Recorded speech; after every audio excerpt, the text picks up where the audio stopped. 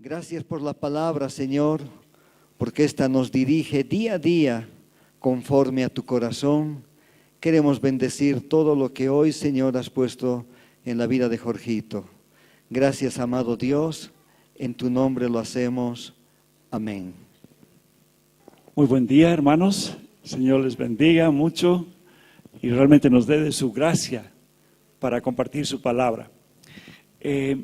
Bueno, como les habíamos mencionado anteriormente, estamos viendo el libro de Corintios, Primera Corintios. Entonces les voy a pedir que por favor abran su Biblia en Primera Corintios 1, 18 al 31. Y si todos traen un boletín, tienen un boletín, ahí van a tener un esquema de la prédica, pero voy a adicionar algunos versos que no están marcados ahí, así que sería bueno que tengan una puntabolita cerca para poner todos esos versos que vamos a ir también adicionando. En 1 Corintios 1, y vamos a, yo había compartido anteriormente del 1 al 17, y yo sé que, bueno, tanto Johnny como Oscar han reforzado algunas partes de esta porción bíblica, ¿ya? Yo voy a tocar nuevamente el verso 17, ¿ya? Y lo leo. Dice así, 1 Corintios 1, 17. Dice, pues no me envió Cristo a bautizar, sino a predicar el Evangelio, no con sabiduría de palabras, para que no se haga vana la cruz de Cristo. Bueno, aquí Pablo casi está como sintetizando algo. Está diciendo, bueno, hemos tenido un problema con la unión, con la desunión. Ya está habiendo desunión por diferentes causas, ya sea por quien te ha bautizado, ya sea por la potencia de la predicación, ya sea porque si eres casado o no eres casado. Está habiendo divergencias en ese punto. Pero Pablo les está diciendo, pongan la mirada en el foco, en lo más importante. A veces descuidamos lo más importante, ¿no? Y en la segunda parte del 17 está marcando y está diciendo, ¿qué es lo más importante? Está diciendo, no con sabiduría de palabras, esa es parte del problema, para que no se haga vana la cruz de Cristo. Entonces ahí nos está haciendo énfasis Pablo. Eso es lo que yo quisiera. Es como que antes había el problema, pero ahora él está diciendo, no nos distraigamos, ¿ya? Por diferentes situaciones, sino pongamos la mira en lo esencial, en lo que es más importante, y está diciendo ahí, la cruz de Cristo. Por eso es que he titulado este mensaje eso, la cruz de Cristo. Ese es el foco que realmente el Señor está queriendo que no perdamos de vista. Ahora, hay unas preguntas ahí en su boletín. Dice, ¿qué significó para los judíos y gentiles en el tiempo del apóstol Pablo la palabra de la cruz? ¿Ya? ¿Qué es lo que significó la palabra de la cruz? Lo que está diciendo acá. ¿Y qué significa para nosotros esa palabra de la cruz hoy en día? ¿Qué es para nosotros esa palabra de la cruz? Bueno, ahí entramos al verso 18 y comenzamos a ir adelante. Dice, porque la palabra de la cruz es locura para los que se pierden, pero a los que se salvan, esto es, a nosotros, es poder. ¿Ya? Esa palabra en griego es dinamita, ¿ya? De Dios, poder de Dios, dinamita de parte de Dios. Amén. Bueno, quiero que,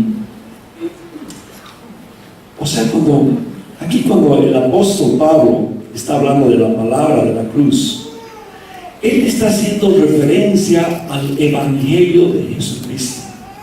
Eso es lo que está haciendo referencia. ¿Y qué es el Evangelio? Constantemente tenemos que recordarnos el Evangelio a nosotros mismos, ¿ya? Es realmente que el Hijo de Dios ¿ya? El ungido, el Cristo vino a esta tierra y se encarnó en la persona de Jesús, ¿verdad? Y vivió una vida sin pecado y en entera obediencia a Dios. Y a través de su sacrificio en la cruz, nos compró por medio del precio de su sangre y nos reconcilió con Dios, otorgándonos la salvación y la vida eterna. Pero no solo murió, Él venció a la muerte y resucitó, lo cual dice la palabra que fue evidente, ¿no? En Corintios 15 está eso, fue evidente a muchos testigos, a ser más de 500 personas lo vieron, ¿ya? Y también a los apóstoles. Ellos fueron testigos de la resurrección de Cristo. Y ahora está sentado en el trono. Ya eso podemos verlo en Apocalipsis 4 y Apocalipsis 5. Ahí está, sentado en el trono, reinando. Y va a venir por segunda vez en poder y en gloria. ¿Ok? Bueno, ese es el Evangelio, hermanos. Ese es el Evangelio, esas son las buenas nuevas. Esa es la palabra de la cruz. Al creer esta palabra, nosotros hemos obtenido salvación. Y cualquier persona que escuche esa palabra, realmente cuando Dios toca su corazón, bueno, va a poder tener salvación y va a alcanzar luego también vida eterna. Bueno, tenemos que estar claros de que esa palabra de la cruz nos ha transformado en nuevas criaturas, ¿ya? Y nos va asemejando a Cristo. Y que ese es el objetivo, que quiere que cada una de las personas que estamos acá seamos conforme realmente a la imagen, a la semejanza de Cristo. Bueno, ahora, aquí en el verso 18 está diciendo que esa palabra de la cruz es locura, ya, para los que se pierden. O sea, dice, es necedad para los que se pierden, pero dinamita, poder para los que se salvan. Eso es para nosotros. O sea, tenemos que estar claros de esa parte y no tenemos que tener temor de hablar esta palabra en cualquier ámbito, en nuestras universidades, en nuestros trabajos. Debemos hablar esta palabra, debemos realmente transmitir este evangelio, el evangelio, hablar esta palabra de la cruz. Bueno, veamos, continuaremos un poco ahora con el verso 19 y 20. Vamos a ver cómo es esa palabra desde dice la sabiduría humana desde la perspectiva de Dios. Dice el verso 19: pues está escrito, destruiré la sabiduría de los sabios y desecharé el entendimiento de los entendidos. Bueno, nuestra debilidad como hombres es nuestra suficiencia, hermanos. ¿Ya? Muchas veces realmente pensamos que somos fuertes, o pensamos que somos sabios, que ya sabemos todo, ¿verdad? Y comenzamos a descansar en nuestra inteligencia o en nuestra fortaleza. Y ese es nuestro tropiezo, ¿no? Ahí comienza a haber orgullo en nuestro corazón. Y recuerden que por orgullo fue que el diablo cayó, ¿ya? Él quiso ser igual que Dios, no valoró la gloria de Dios, la potencia de Dios, y eso lo destruyó, eso lo hizo caer. Y también nos ocurre a nosotros como hombres, cuando nos apoyamos en nuestra propia fuerza, cuando nos apoyamos en nuestra propia prudencia. Eso es presagio de caída, ¿ya? Habacuc 2:4, ese es un verso muy hermoso que dice así: he aquí que aquel cuya alma no es recta se enorgullece, mas el justo por su fe vivirá. ¿Ya? ¿Qué está diciendo este verso? Cuando nuestro corazón no es recto, nos comenzamos a apoyar en nuestra propia prudencia, en nuestra propia capacidad, ¿ya? Y el producto de eso es orgullo. Pero luego dice, mas el justo por su fe vivirá. Entonces nos está planteando dos formas de caminar. ¿Caminas en tu propia prudencia, en tu propia suficiencia? ¿O caminas en la fe de la obra de Dios en la cruz? Eso es lo que está diciendo. El justo por su fe, o sea, por la fe en la obra de Cristo, va a vivir. Bueno, recuerden un poquito la vida de Lutero. Ya, Lutero no vio, bueno, de repente vio a Habacuc también, pero él vio un equivalente, Romanos 1, 16, 17. ¿No? En Romanos 1, 16, 17, después la fe. A ver, vamos a leer un minuto.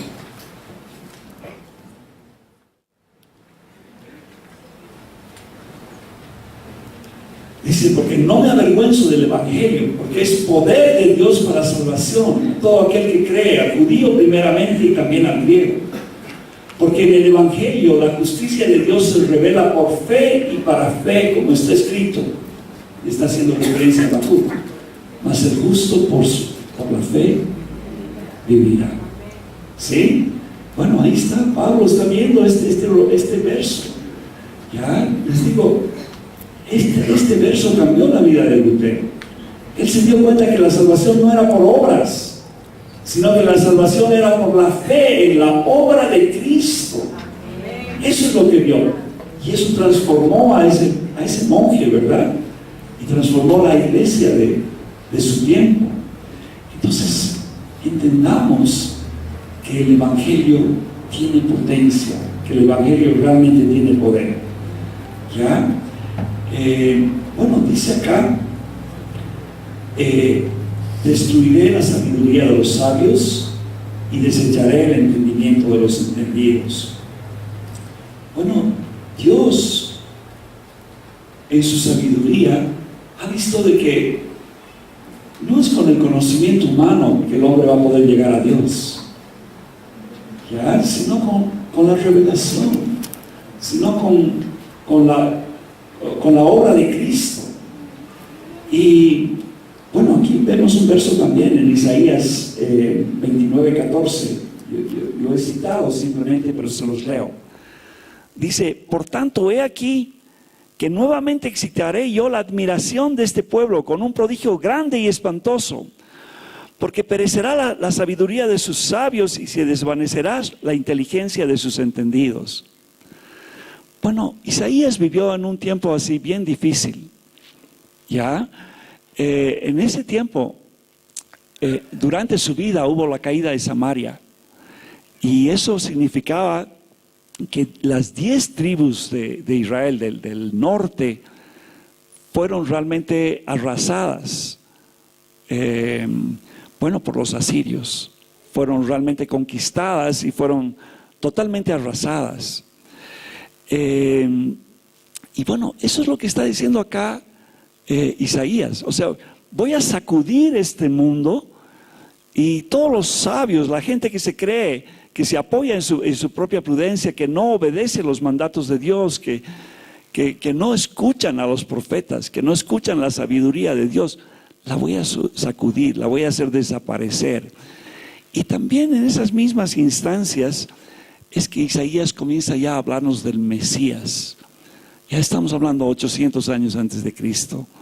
¿Ya? Y ustedes pueden revisar eso en los capítulos 7, 9, 11, 53 y más, ¿no? 7, 9, 11, 53 y un montón de otras partes de Isaías donde se va anunciando al Mesías. O sea, en medio de este caos, en medio de este problema que está viendo, el reino del norte está cayendo, el reino del sur le quedan unos cuantos años más, nada más. Pero Isaías está diciendo, pero va a haber un renuevo, se va a renovar la justicia, viene Emmanuel, o sea, Dios con nosotros. Ahí es que realmente se está destrozando la sabiduría de los sabios y se está anunciando la venida del Mesías. Ya se está diciéndole al pueblo de Israel todo. Viene el Mesías, hay esperanza, aún en medio de la destrucción. Amén. Bueno, continuamos con 1 Corintios 1:20. Pablo le encanta hacer preguntas. ¿Ya?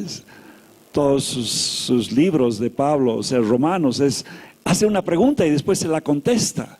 O te la deja para que tú la pienses, para que razones. Y aquí el Señor Pablo está diciendo, ¿dónde está el sabio? ¿Dónde está el escriba? ¿Dónde está el disputador de este siglo? ¿No ha enloquecido Dios la sabiduría del mundo?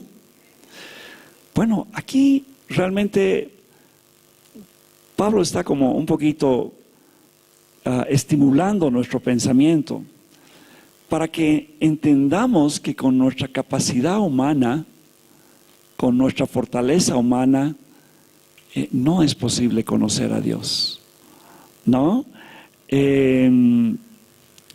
Si no, a ver, pensemos un poquito.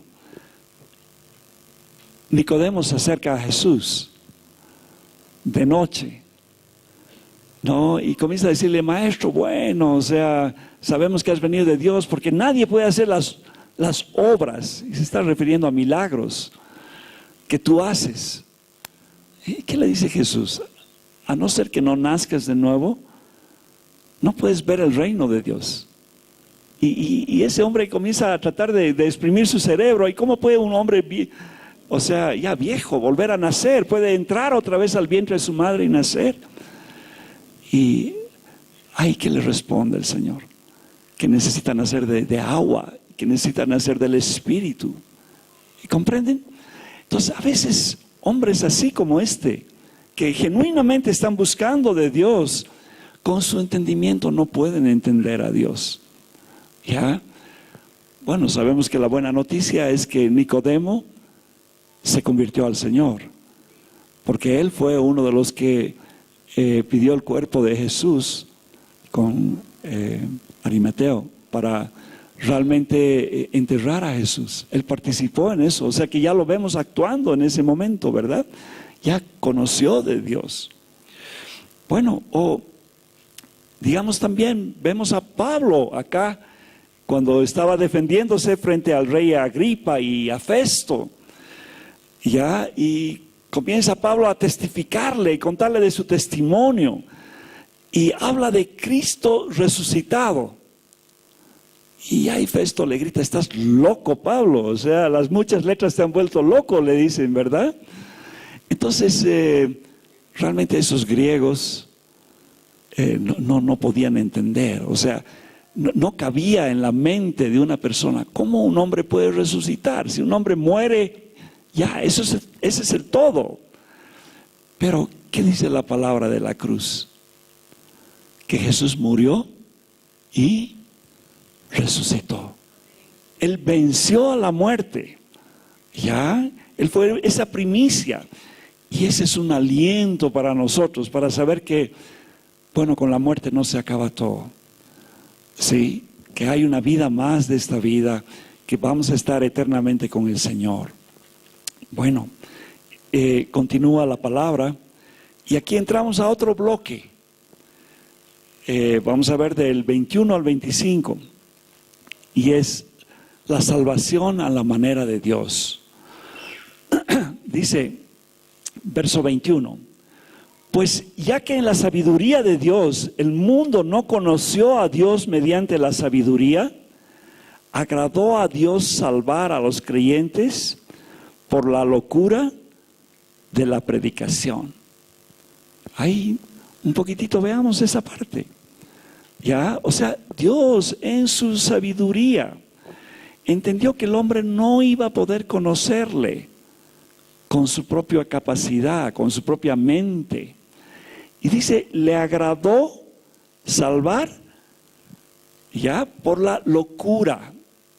Esta palabra también se traduce como la necedad de la predicación. Por el Evangelio, ya por esa palabra de la cruz. Le agradó al Señor hacer esto.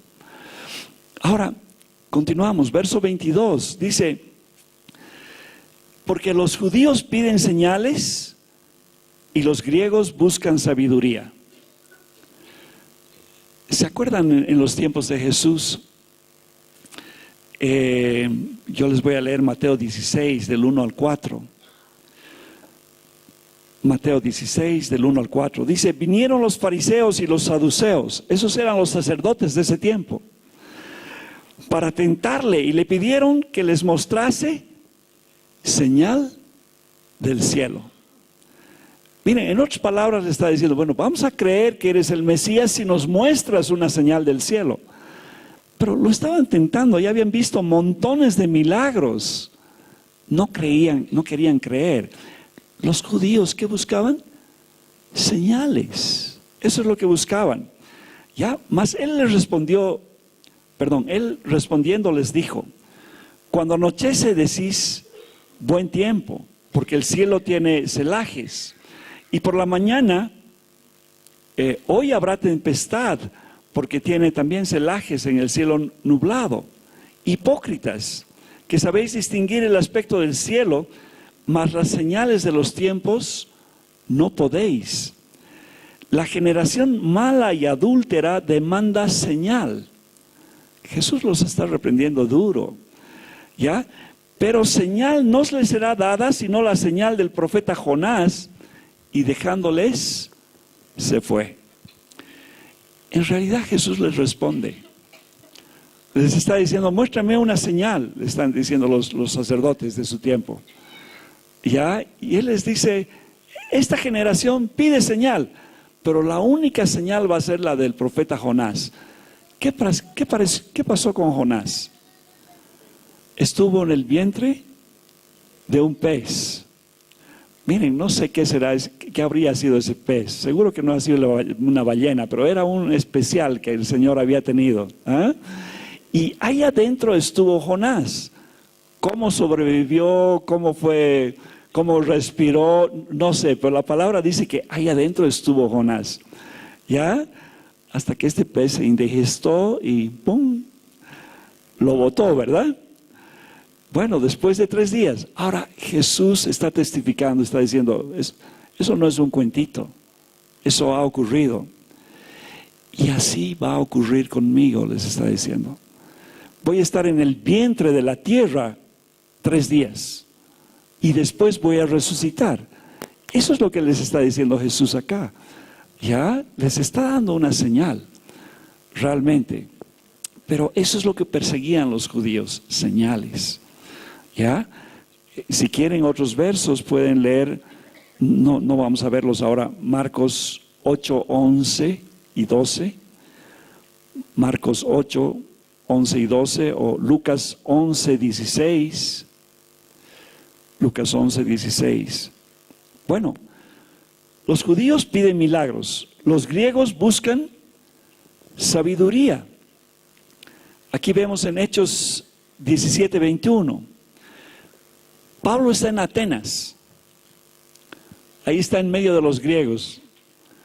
Ya, lo único que les interesaba a estos griegos era saber algo nuevo, conocer algo nuevo. Ya, Hechos 17, 21 dice así. Hechos 17, 21. Porque todos los atenienses y los extranjeros residentes allí en ninguna otra cosa se interesaban sino en decir o en oír algo nuevo. Bueno, eso era lo que perseguían los griegos. Ya trataban de buscar algo nuevo. Eso es lo que estaba en su corazón, estaba detrás de eso. Si ustedes leen todo ese capítulo 17, van a ver, es como una ventana, una fotografía de lo que estaba pasando en ese tiempo. Bueno, ahora, ¿qué con nosotros? ¿Estamos como los judíos pidiendo señales?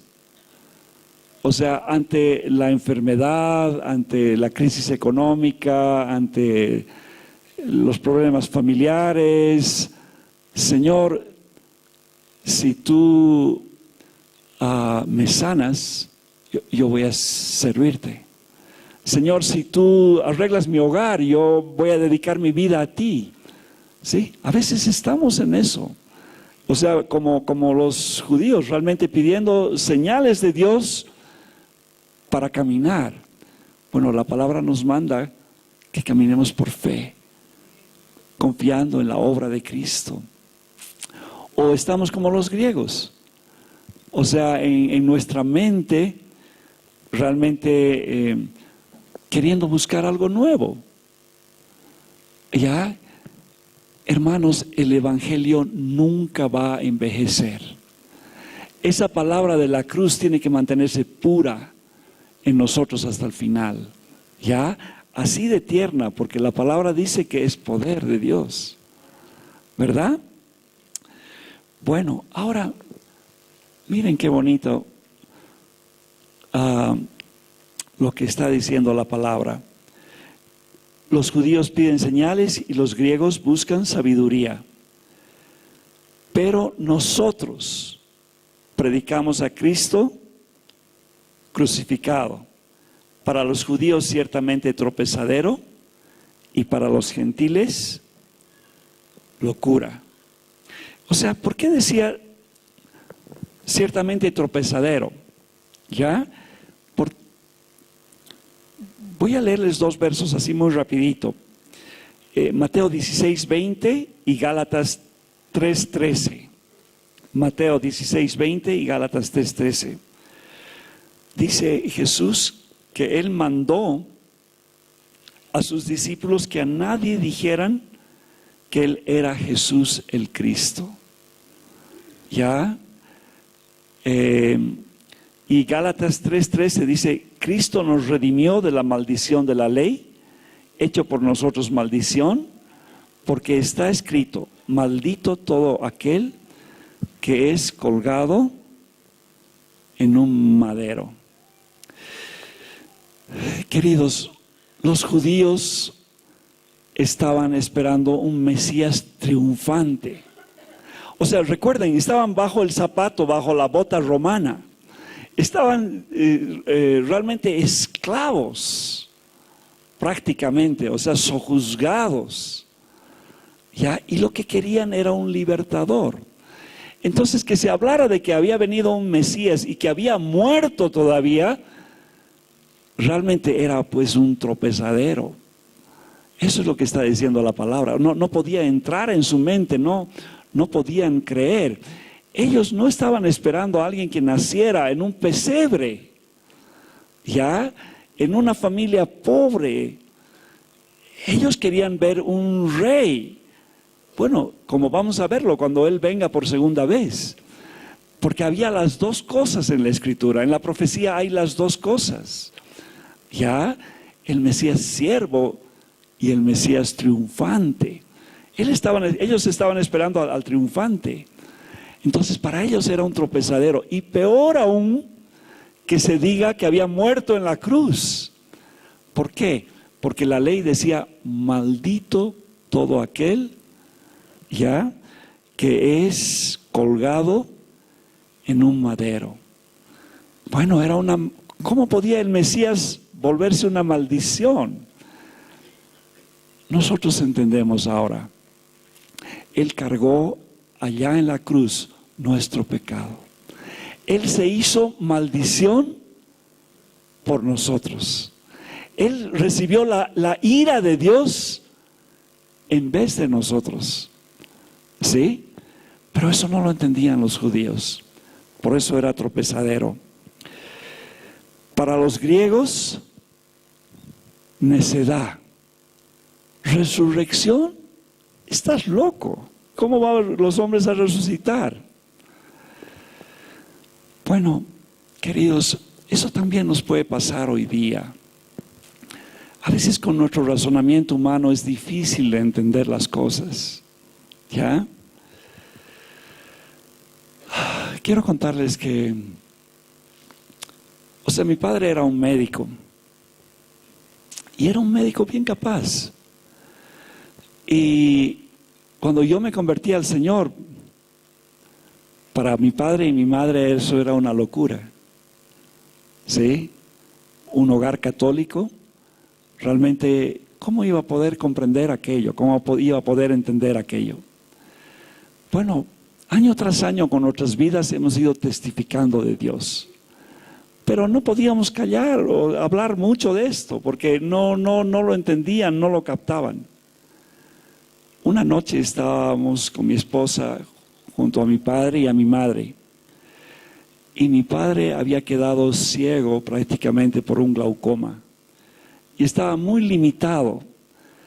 Bueno, el cirujano que podía operar, o sea, no sé, hombre hábil para muchas cosas, estaba totalmente incapacitado en ese momento. Y estaba quebrado él y me dice, Jorge, o sea, quisiera morirme.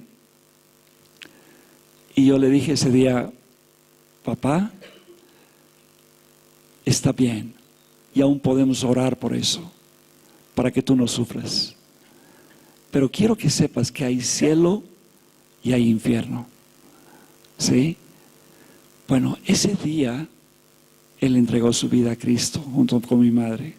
¿Sí? Años después. ¿Comprenden? A veces para personas preparadas o intelectuales o lo que sea, el evangelio de la cruz es locura. Pero Dios sabe quebrantar los corazones, sabe quebrantar las almas y sabe llevarnos a un punto en que, bueno, ahí necesitamos reconocer realmente a Dios. Entonces yo quiero animarles, hermanos, para que prediquen el evangelio. Con mi padre tuvimos paciencia por muchos años. Mis hijitos a veces les hablaban del evangelio. A nosotros nos costaba, pero llegó ese momento en que ellos pudieron entregar sus vidas a Cristo. Amén. Bueno, para los griegos locura. Ahora, miren, continúa la palabra, qué hermosa. Está diciendo acá, verso 24, más para los llamados. Se está refiriendo a nosotros, hermanos. ¿Ya? Fíjense, ahí está. A ver, ¿pueden ver su nombre ahí? Dice para los llamados, tanto judíos como griegos. O sea, que nos asemejamos a los judíos o a los griegos. Que somos de esas dos condiciones, de los que piden señales, ya, o los que están buscando sabiduría. Pero para los llamados, ¿qué es el evangelio? Poder y sabiduría de Dios. Amados, no olvidemos eso. Ya, no temas hablar la palabra de Dios en el colegio, en las universidades. Te van a tener por loco, te van a ralear, te van a ralear en las oficinas. Pero cuando tengan problemas van a venir y te van a preguntar, a ver, contame, ¿cómo es eso de Jesús? Contame esa locura. Y tú les vas a dar el evangelio. Amén. Bueno, dice acá, verso 25, está diciendo que lo insensato de Dios es más sabio que los hombres, y lo débil de Dios más fuerte que los hombres. Bueno, no sé qué puede ser lo insensato de Dios. Creo que no llegamos a percibirlo, ni lo que sea débil de Él. O sea, cantamos, Dios es un Dios fuerte, es un Dios poderoso. Esos son sus atributos. Son atributos que nosotros no podemos reproducir, pero que son parte de su esencia. ¿Ya? Algún momentito, si quieren leer 1 Samuel 2, del 1 al 8. No lo vamos a hacer ahora. 1 Samuel 2, 1 al 8. Aquí hay un cántico, una profecía de esta mujer Ana que no podía tener hijos, la madre de Samuel. Y Dios le da hijos y comienza a cantar y comienza a alabar a Dios. Y comienza a proclamar que Dios había escogido lo débil, ¿ya? Que Dios había escogido lo que no era. La que no podía tener hijos, tuvo hijos. Bueno, eso es lo que Dios ha escogido. ¿Ya? Isaías 61 también, y esto fue una prédica de Jesús, se las leo, 61:1. Dice, Jesús agarró el libro y dice: el Espíritu de Jehová, el Señor, está sobre mí, porque me ungió Jehová, me ha enviado a predicar buenas nuevas a los abatidos, a vendar a los quebrantados de corazón, a publicar libertad a los cautivos y a los presos, apertura de cárcel. O sea, les habló a la gente y le dijo: esto se ha cumplido delante de ustedes. Entonces ese Dios estaba viniendo a lo débil, a lo despreciado. A ese mundo estaba viniendo. Ok, vamos a continuar. Versos 26. Veamos un poquito nuestra condición humana y la obra de Dios en nuestras vidas para su gloria.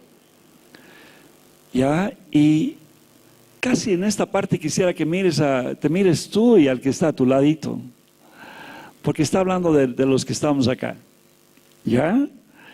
Dice: pues mirad, hermanos, vuestra vocación, ¿ya? Vuestro servicio o vuestro llamado, que no son muchos sabios según la carne, ni muchos poderosos, ni muchos nobles, sino que lo necio del mundo escogió Dios para avergonzar a los sabios, y lo débil del mundo escogió Dios para avergonzar a lo fuerte, y lo vil del mundo y lo menospreciable escogió Dios, y lo que no es, para deshacer lo que es, a fin de que nadie se jacte en su presencia.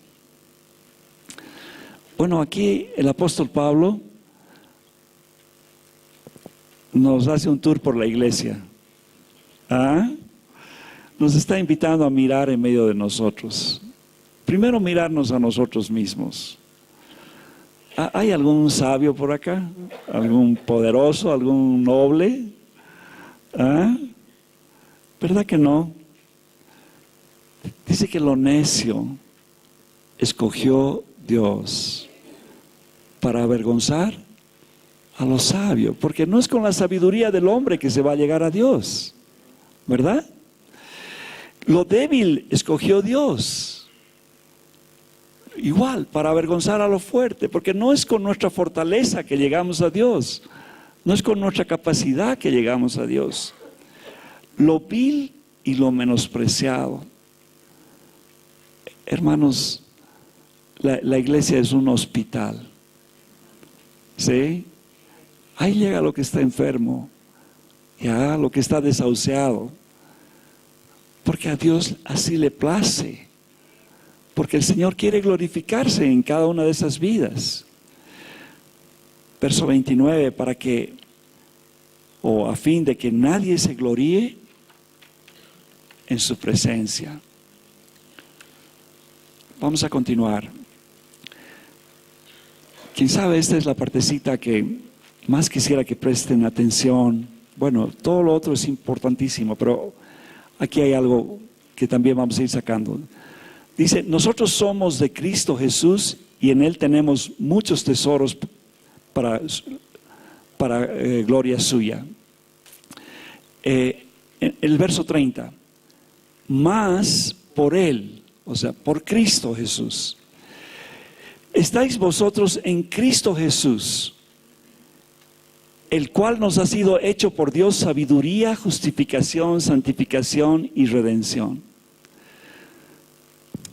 Este Pablo es tan increíble. O sea, nos pone unas cuantas palabritas, pero esto es un libro, y varios libros, hermanos. Solamente este versículo, ¿ya?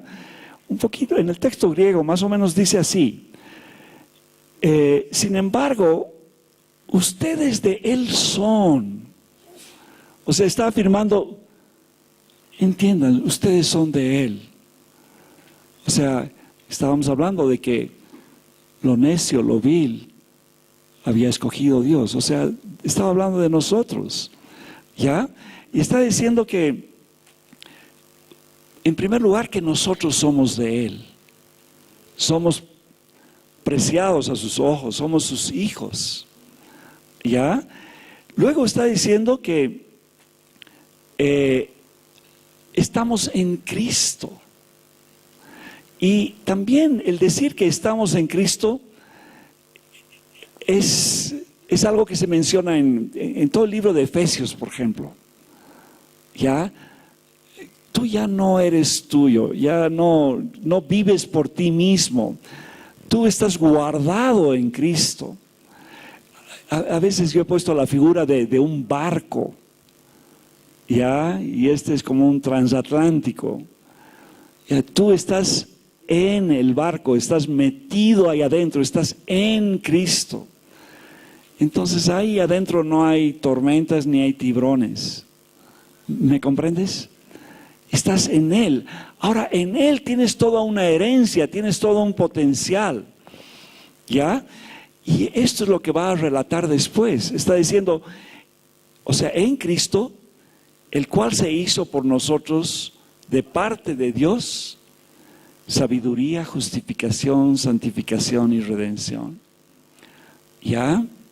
Entonces recordemos, primero somos de Dios. Segundo, estamos en Cristo, estamos guardados en Él. Nadie te va a arrebatar de su mano. Luego, por la voluntad de Dios, por su favor, o sea, porque el Padre ha querido eso, por su gracia, nos ha hecho en Cristo, y ahora comienza a relatar, nos ha hecho sabiduría. ¿Ya? Miren, dice, no éramos sabios o no somos sabios, pero en Cristo sí somos. ¿Ya? Anótense dos versos, Proverbios 9:10, Proverbios 1:7, perdón, y Job 28:28 más. Proverbios 9:10, Proverbios 1:7 y Job 28:28. Se van a acordar, 28:28. Dice, el temor de Jehová es el principio de la sabiduría, y el conocimiento del Santísimo es la inteligencia. Bueno, eso es lo que Dios nos ha hecho. Ya nos ha dado sabiduría y nos ha dado inteligencia cuando tememos a Dios, cuando le consideramos a Dios. No es un temor de miedo, sino de consideración, de considerarlo en todo aspecto de nuestra vida. Luego, Proverbios 1:7 dice, el principio de la sabiduría es el temor de Jehová, los insensatos despreciarán la sabiduría y la enseñanza. ¿Ya? Entonces entendamos que en el Señor hemos sido hechos sabiduría. Continúa, justificación. Y aquí hay varios versos para que anoten. 2 Corintios 5:21. Si quieren anotar primero los versos. Romanos 3 del 21 al 23. Romanos 5:20 y 21. Romanos 5:1. Filipenses 3 del 8 al 9. Yo leo varios así rapidito, pero 2 Corintios 5:21, el hermano Jerry Bridge decía que este era el centro del Evangelio. Ya, dice así este verso, al que no conoció pecado, por nosotros lo hizo pecado, para que nosotros fuésemos hechos justicia de Dios en Él. ¿Por qué Cristo se ha hecho justicia? Porque nosotros deberíamos haber muerto en la cruz. O sea, por nuestro pecado deberíamos haber pagado. O sea, nuestro pecado estaba pendiente de pago. ¿Comprenden? Y cuando murió Jesús, Dios descargó su ira sobre Él. Y al descargar su ira, la justicia de Dios fue satisfecha. ¿Comprenden? por qué Jesús se ha hecho justicia para nosotros? Ya está pagada la cuenta, ya está saldada la cuenta. Ya no tenemos que morir nosotros, sino tenemos que simplemente tomar esa gloria del Señor. ¿Ya? Romanos 3, 21 al 23 dice: pero ahora, aparte de la ley, se ha manifestado la justicia de Dios, testificada por la ley y los profetas.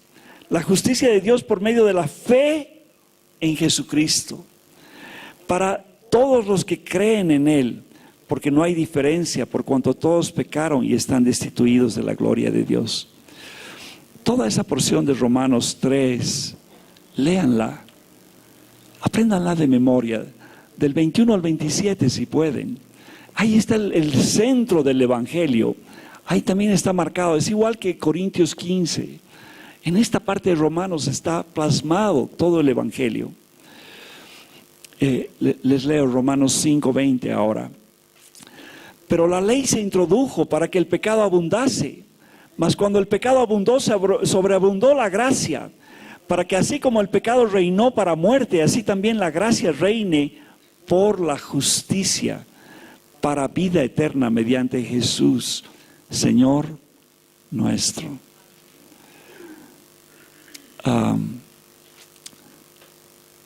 Romanos 5:1: justificados pues por la fe, tenemos paz para con Dios por medio de nuestro Señor Jesucristo. Hemos sido justificados por la fe, se ha cumplido la justicia de Dios. Filipenses 3, 8 y 9: y ciertamente aún estimo todas las cosas como pérdida, dice Pablo, por la excelencia del conocimiento de Cristo Jesús mi Señor, por amor del cual lo he perdido todo y lo tengo por basura para ganar a Cristo y ser hallado en Él, no teniendo mi propia justicia, que es por la ley, sino la que es por la fe de Cristo, la justicia que es de Dios por la fe. Ese verso está tan claro. Filipenses 3, 8 y 9. Ahí se está diciendo que la justicia no se hace por lo mío, porque yo cumpla la ley, porque yo haga obras para alcanzar a Dios, sino por la fe en la obra de Cristo, ¿verdad? Bueno, dice que hay solamente dos palabritas, les decía, ¿no? O sea, Pablo, como con dos palabras nos habla tanto. Y después nos dice santificación. ¿Qué implica santificación? Aquí hay una definición de santificación. La santificación es una obra progresiva de Dios y del hombre que nos hace más y más libres del pecado y más semejantes a Cristo en nuestra vida actual. Entonces, en un instante somos justificados, ¿ya? Pero en toda nuestra vida somos santificados. Alguien le decía, la justificación es como un punto, es algo que Dios hace en un instante en tu vida, te atribuye la justicia de Cristo. La santificación es como una línea que vas a llegar hasta que muramos, ¿ya? Toda nuestra vida Dios va a ir tratando nuestra vida, va a irla santificando, va a irla... Ahora, ¿cómo la santifica? La santifica por medio de la palabra y del Espíritu y por la comunión con los santos. Por eso tenemos que congregarnos. Por eso que tenemos que abrir nuestro corazón a otras personas maduras, ¿ya? Porque de esa forma somos santificados. Va siendo tratada nuestra vida. Dos versos en relación a la santificación. 1 Corintios 6:11 y 1 Tesalonicenses 5:23. 1 Corintios 6:11 dice: y esto erais algunos, mas ya habéis sido lavados, ya habéis sido santificados, ya habéis sido justificados en el nombre del Señor Jesús y por el Espíritu de nuestro Dios. 1 Tesalonicenses 5:23. y el mismo Dios de paz os santifique por completo. Y todo vuestro ser, ahí va tratando todo nuestro ser, espíritu, alma y cuerpo, sea guardado irreprensible para la venida de nuestro Señor Jesús. Ese es un trato. Ya, la santificación va a acompañarnos toda nuestra vida. Bueno, no solo eso tenemos en Cristo, dice también redención. Otra palabra enorme. Ya, o sea, redimir quiere decir rescatar, pagar un precio. Cuando había un esclavo, alguien podía pagar un precio y realmente era redimido. Ya se pagaba el precio por eso. Ha ocurrido lo mismo por nosotros, hermanos.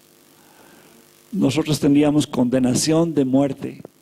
Éramos esclavos del pecado. Y el Señor ha pagado precio. Su sangre. ¿Sí? Y hemos sido redimidos. Eso dice la palabra, ¿verdad? Marcos 10:45, está hablando Jesús. Porque el Hijo del Hombre no vino para ser servido, sino para servir y para dar su vida en rescate por muchos. Eso ha hecho el Señor, ha dado su vida. Romanos 3:24 al 26, siendo justificados gratuitamente por su gracia, mediante la redención que es en Cristo Jesús, a quien Dios puso como propiciación por medio de la fe en su sangre, para manifestar su justicia a causa de haber pasado por alto en su paciencia los pecados pasados, con mira de manifestar en este tiempo su justicia, a fin de que Él sea el justo y el que justifica al que es en la fe de Jesús. Bueno, si tienen luego interés, pueden leer Efesios 1:7 o Colosenses 1:14. Ahí sigue hablando de esto. Vamos a volver otra vez a Corintios 1:31, que es el último verso.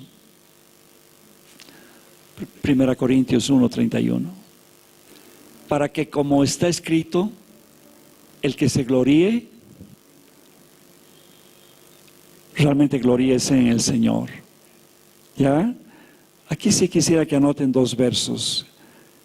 Jeremías 9:23 y 2 Corintios 10:17.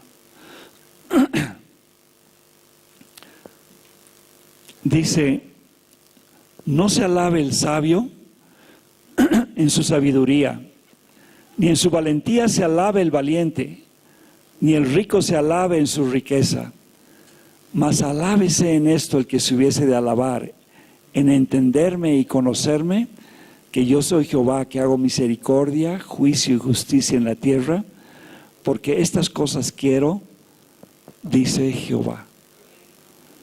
¿Sí? Bueno, es por esto, hermanos. O sea, el Señor quiere que si en algo nos vamos a alabar es en conocerle y en entenderle. Eso nos dice. 2 Corintios 10:17 dice: mas el que se gloría, gloríese en el Señor, porque no es aprobado el que se alaba a sí mismo, sino aquel a quien Dios alaba. Bueno, hermanos, casi como para una conclusión, es una tentación del hombre apoyarse en su propia sabiduría, elocuencia, poder, en su propia fortaleza humana. Pero no debemos hacer eso. Debemos apoyarnos en la palabra de la cruz. Y la segunda tentación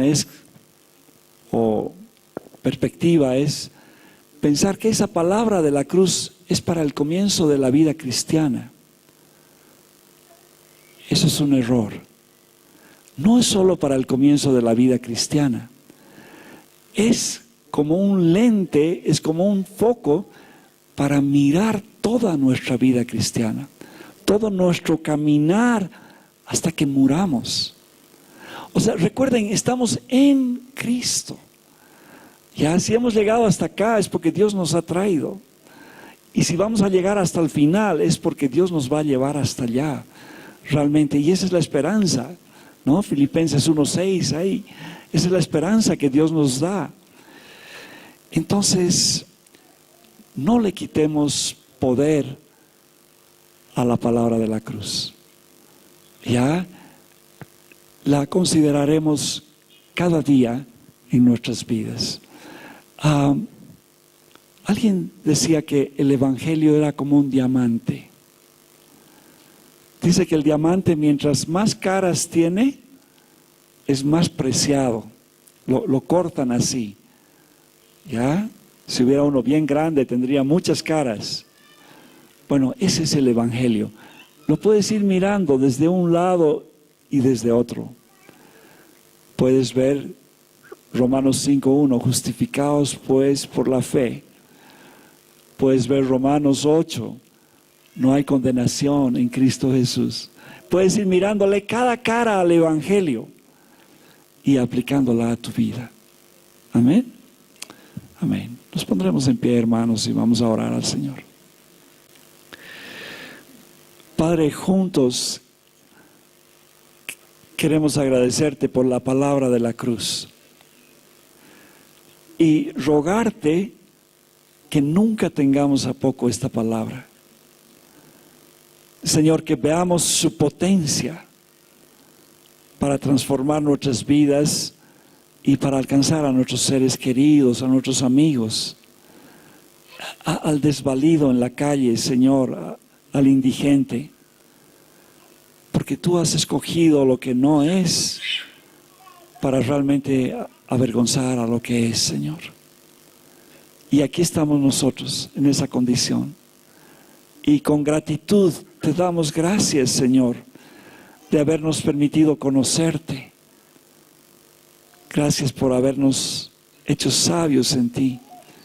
Gracias por habernos justificado. Gracias por tu santificación diaria. Gracias por habernos comprado con tu sangre, Señor. Por eso te alabamos hoy día. Y por eso te damos toda gloria y toda honra a ti, Señor. Porque solo tú eres Dios. Seas bendito, Señor. Gracias, Padre. En el nombre de Jesús oramos. Amén.